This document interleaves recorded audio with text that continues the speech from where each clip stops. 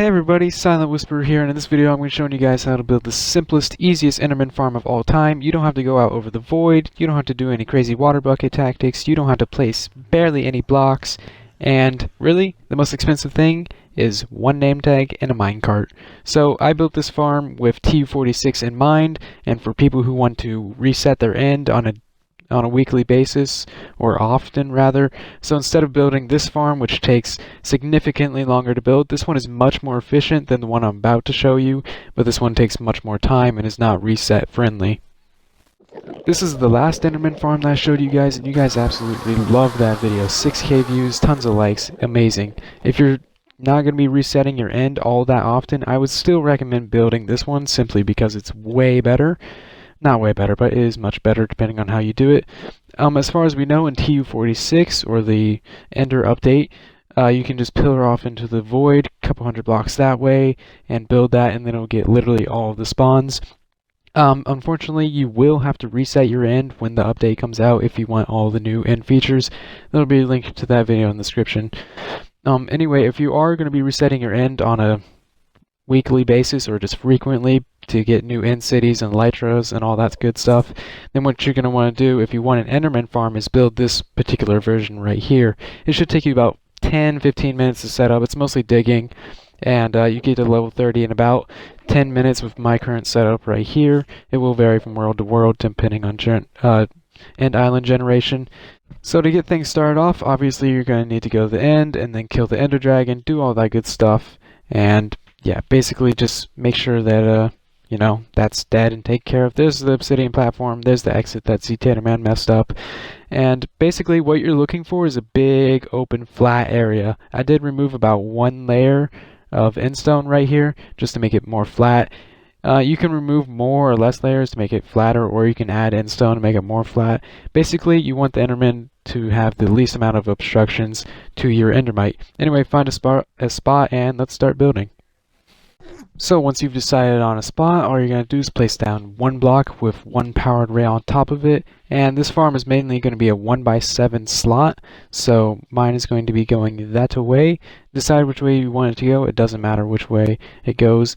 And then we're going to be building a little temporary structure right here.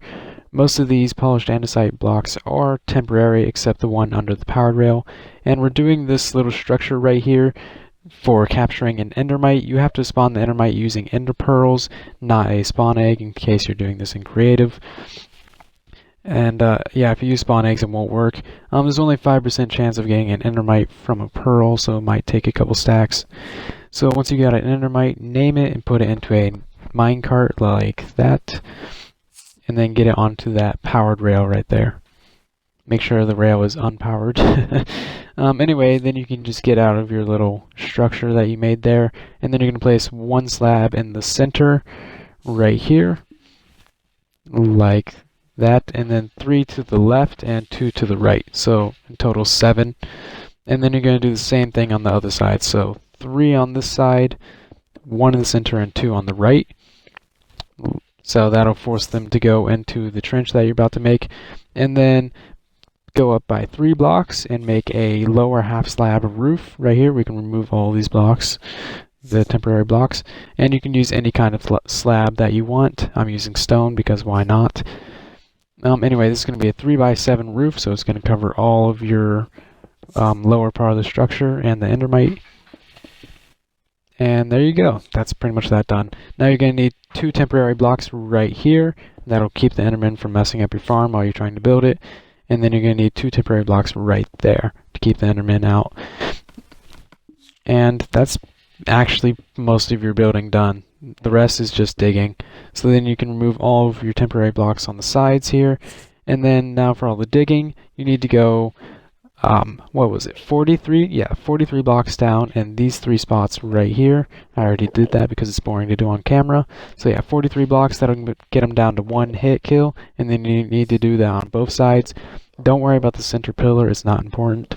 And then put an open trapdoor there, and a fence post right there, and do the same thing on this side as well. And that'll make all the Endermen just run directly down your trench. And then you can remove your temporary blocks once you've finished digging that all out.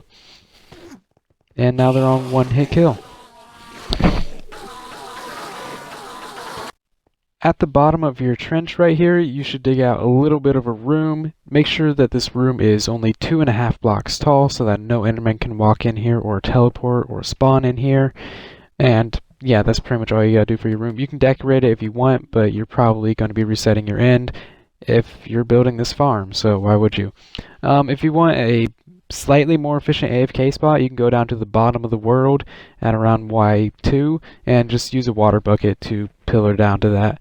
The end island ends at around Y15, I think it was. But anyway, as you can see, tons of Endermen are falling down here, and that one died instantly. I'm not sure why that is. It's nothing. Don't worry about it. Another thing that you can do is go into survival and go to the end of your trench and then just look at all the Endermen. They'll all come to the one corner closest to you, and then you can just punch them or hit them with your sword, and they'll all just die instantly and they'll come to you, so you can just like rubber band your controller. It's a way to AFK without using minecarts or any crazy business. But anyway, yeah, that's essentially the entire farm done. You can decorate as much as you want or do whatever. Honestly, there's no need to, because if you're building this farm, chances are you just want a quick Enderman farm that you can build in like 15 minutes, and then, you know, to get out of here you just have a ladder. But yeah, if you're building this farm, you're most likely going to be resetting your end frequently to get more elytras, get more end cities, get more shulkers, etc. Another thing that you may need to do is dig out a bit of the obsidian pillars. Make sure that you dig them out 3 tall, and that is so that the Endermen have line of sight to the endermite and they can run towards it, and that'll increase your spawns. If you want to do like a lot more work, then you can put water all around the end island. Make sure there's like 40 blocks around your little thing that you built there of dry land, and then just put water all around the end of the rest of the end island. That's if you're really dedicated, though I wouldn't suggest doing that because it's perfectly fine as it is. But yeah, if you want to put water everywhere, it will increase the efficiency of your farm, but it'll take a lot more time. It doesn't need to be water source blocks, just flowing water of any kind. And what the water does is stop spawning and teleporting to those areas. But anyway, that's pretty much it for this video. I hope you guys find this useful and interesting. If you did, then be sure to leave a like, subscribe if you haven't already, because I post videos like this pretty much all the time, as much as I can. And yeah, I hope you guys get some use out of this farm. Really excited for the next update. Anyway, see ya.